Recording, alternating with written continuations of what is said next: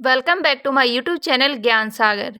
तो आज हम आपको सुनाने वाले हैं महाशिवरात्रि की कथा, जो कि महाशिवरात्रि आने वाला है और उस दिन यह कथा सुनी जाती है। तो यह कथा आप अच्छे से ध्यान लगाकर सुनिए। हिरणी की सत्यनिष्ठा की यह कहानी जो आपको रुला देगी। एक बार पार्वती ने भगवान शिव शंकर से पूछा, ऐसा कौन सा श्रेष्ठ तथा सरल व्रत पूजन है जिससे मृत्यु लोक के प्राणी आपकी कृपा सहज ही प्राप्त कर लेते हैं। उत्तर में शिवजी ने पार्वती को शिवरात्रि के व्रत का विधान बताकर यह कथा सुनाई। एक गांव में एक शिकारी रहता था। पशुओं की हत्या करके वह अपने कुटुंब को पालता था। वह एक साहूकार का ऋणी था, लेकिन उसका ऋण समय पर न चुका सका। क्रोधवश साहूकार ने शिकारी को शिव मठ में बंदी बना लिया। संयोग से उस दिन शिवरात्रि थी। शिकारी ध्यान मगन होकर शिव संबंधी धार्मिक बातें सुनता रहा। चतुर्दशी को उसने शिवरात्रि की कथा भी सुनी। संध्या होते ही साहूकार ने उसे अपने पास बुलाया और ऋण चुकाने के विषय में बात की। शिकारी अगले दिन सारा ऋण लौटा देने का वचन देकर बंधन से छूट गया। अपनी दिनचर्या की भांति वह जंगल में शिकार के लिए निकला, लेकिन दिन भर बंदी गृह में रहने के कारण भूख प्यास से व्याकुल था। शिकार करने के लिए वह एक तालाब के किनारे बेल वृक्ष पर पड़ाव बनाने लगा। बेल वृक्ष के नीचे शिवलिंग था जो बेल पत्रों से ढका हुआ था। शिकारी को उसका पता न चला। पड़ाव बनाते समय उसने जो टहनियां तोड़ी वे संयोग से शिवलिंग पर गिरी। इस प्रकार दिन भर भूखे प्यासे शिकारी का व्रत भी हो गया और शिवलिंग पर बेलपत्र भी चढ़ गए। एक पहर रात्रि बीत जाने पर एक गर्भिणी मृगी तालाब पर पानी पीने पहुंची। शिकारी ने धनुष पर तीर चढ़ाकर ज्यों ही प्रज्ञा खींची, मृगी बोली, मैं गर्भिणी हूँ, शीघ्र ही प्रसव करूंगी। तुम एक साथ दो जीवों की हत्या करोगे, जो ठीक नहीं है। मैं अपने बच्चे को जन्म देकर शीघ्र ही तुम्हारे सामने प्रस्तुत हो जाऊंगी, तब तुम मुझे मार लेना। शिकारी ने प्रतिज्ञा ढीली कर दी और मृगी झाड़ियों में लुप्त हो गई। कुछ ही देर बाद एक और मृगी उधर से निकली। शिकारी की प्रसन्नता का ठिकाना न रहा। समीप आने पर उसने धनुष पर बाण चढ़ाया। तब उसे देख मृगी ने विनम्रता पूर्वक निवेदन किया, हे पार्थी, मैं थोड़ी देर पहले ही ऋतु से निवृत्त हुई हूँ, कामातुर विरहिणी हूँ, अपने प्रिय की खोज में भटक रही हूँ। मैं अपने पति से मिलकर शीघ्र ही तुम्हारे पास आऊंगी। शिकारी ने उसे भी जाने दिया।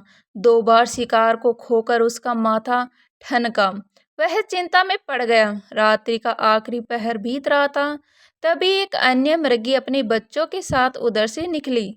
शिकारी के लिए यह स्वर्णिक अवसर था। उसने धनुष पर तीर चढ़ाने में देर न लगाई। वह तीर छोड़ते ही वाला था कि मृगी बोली, हे पार्थी, मैं इन बच्चों को पिता के हवाले करके लौट आऊंगी, इस समय मुझे मत मारो। शिकारी हंसा और बोला, सामने आए शिकार को छोड़ दूं, मैं ऐसा मूर्ख नहीं हूँ। इससे पहले मैं 2 बार अपना शिकार खो चुका हूँ। मेरे बच्चे भूख प्यास से तड़प रहे होंगे। उत्तर में मृगी ने फिर कहा, जैसे तुम्हें अपने बच्चों की ममता सता रही है, ठीक वैसे ही मुझे भी। इसीलिए सिर्फ बच्चों के नाम पर मैं थोड़ी देर के लिए जीवन दान मांग रही हूँ। हे पार्थी, मेरा विश्वास कर, मैं इन्हें इनके पिता के पास छोड़कर तुरंत लौटने की प्रतिज्ञा करती हूँ। मृगी का दिन स्वर सुनकर शिकारी को उस पर दया आ गई। उसने उस मृगी को भी जाने दिया।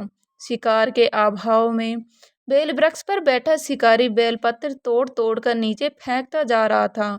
पो फटते हुई तो एक हष्ट पुष्ट मृग उसी रास्ते पर आया।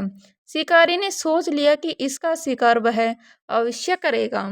शिकारी की तनी प्रतिज्ञा देकर मृग विनीत स्वर में बोला, हे पार्थी भाई, यदि तुमने मुझसे पूर्व आने वाली 3 मृगिया तथा छोटे छोटे बच्चों को मार डाला है तो मुझे भी मारने में विलंब न करो, ताकि उनके वियोग में मैं कुछ एक क्षण भी दुख न सहना पड़े। मैं उन मृगियों का पति हूँ, यदि तुम्हें उन्हें जीवन दान दिया है तो मुझे भी कुछ क्षण जीवन दान देने की कृपा करो। मैं उनसे मिलकर तुम्हारे सामने उपस्थित हो जाऊंगा। मृग की बात सुनते ही शिकारी के सामने पूरी रात का घटना चक्र घूम गया। उसने सारी कथा मृग को सुना दी।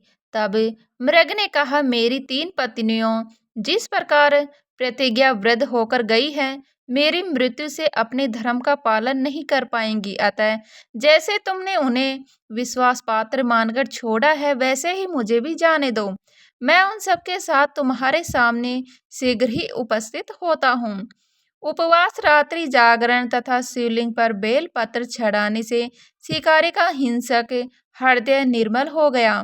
उसमें भगवत भक्ति का और इसकी शक्ति का वास हो गया।